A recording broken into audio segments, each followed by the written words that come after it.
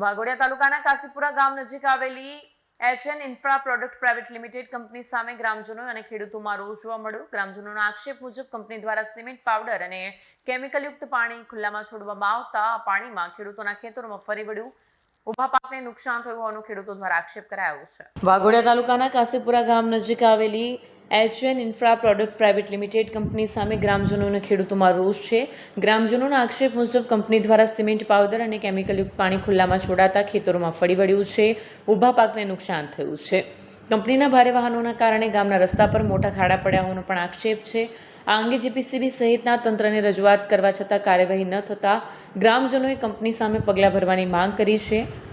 આ મામલો ગ્રામજનો કંપની માલિકને રજૂઆત કરવા પહોંચતા શાબ્દિક બોલાચાલી થઈ। ત્યારબાદ કંપની માલિકે રસ્તો બનાવવાની અને કેમિકલયુક્ત પાણી છોડવાનું બંધ કરવાની બાંહેધરી આપી હોવાનું જણાવ્યું છે।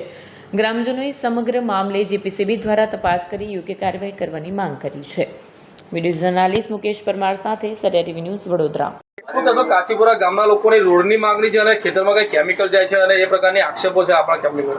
તો એ આક્ષેપોને આપણે કરવા તૈયાર છીએ। 10 થી 15 દિવસમાં આરસીસી રોડ આપણે કરી આપશું અને જે પાણીનો નિકાલ થાય છે એનો પણ એક આપણે સોસાડો કરીને અને એની અંદર પાણીનો નિકાલ કરી નાખશું। સાહેબ, જે ઓવરલોડ ગાડીઓ આવે છે એના કારણે કંઈક અકસ્માત થતા હોય અને ઓવર સ્પીડમાં ગાડી ચલાવતા હોય તો આપણે પણ આપણા ડ્રાઈવરને કહેવું પણ સાહેબ અહીંયા એવું છે કે ઓવર સ્પીડનો કોઈ મતલબ જ નથી, કારણ કે 1 કિલોમીટરનો રસ્તો છે, 20 ફૂટનો રસ્તો છે, એમાં ઓવર સ્પીડ કોઈ ગાડી જાતી જ ન હોય।